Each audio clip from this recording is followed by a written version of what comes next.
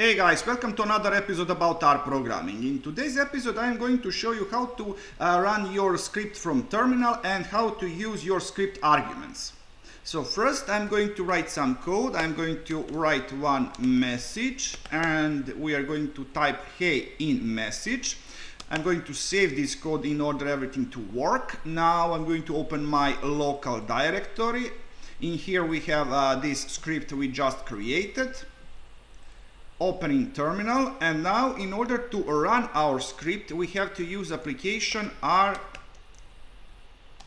script and then path to our script main.r. If I run this code I'm going to get my message hey in my terminal, and this method is going to work whether you are using Linux like myself or Windows or Mac. But what if you don't want to call this R script every time? What if you just want to type address of your script and you want that to be executed? That can be done, just you have to do few adjustments. So on Linux you are going to add the first line. So hashtag exclamation mark / usr bin and R script. This line is going to tell to your operating system to run this script using R script program from usr bin directory. Now I'm going to save this code, go back to your local directory, and you need to do one more change. So right click on your script properties and make sure that executable as program is checked. Okay. Now I'm going to open my terminal again, and now if I say something like main.r, if I run this code, yeah, I see it's typo. R script, save it again, and now I'm going to run this code once again, and you see we got our message.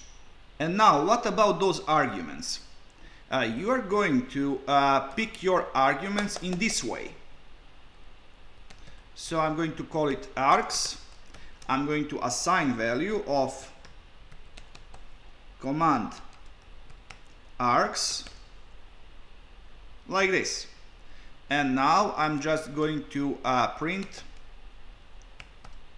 args1. I'm just going to execute this code first, and later on I'm going to explain what is happening in here.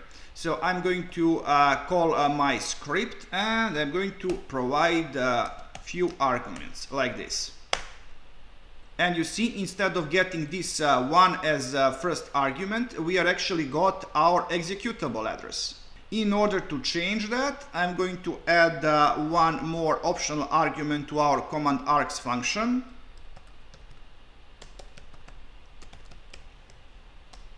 Trailing only true. Save it, run this code again, and you see we got 1. So what just happened in here? With trailing only optional argument set to true, we told our script that we don't want actual executable part to be considered as first command argument. In that way we received only our own custom command arguments. And if we, for example, change this value to 2, we are going to print our second command argument right now. And I'm going to type something else. Let's say something like this. And third.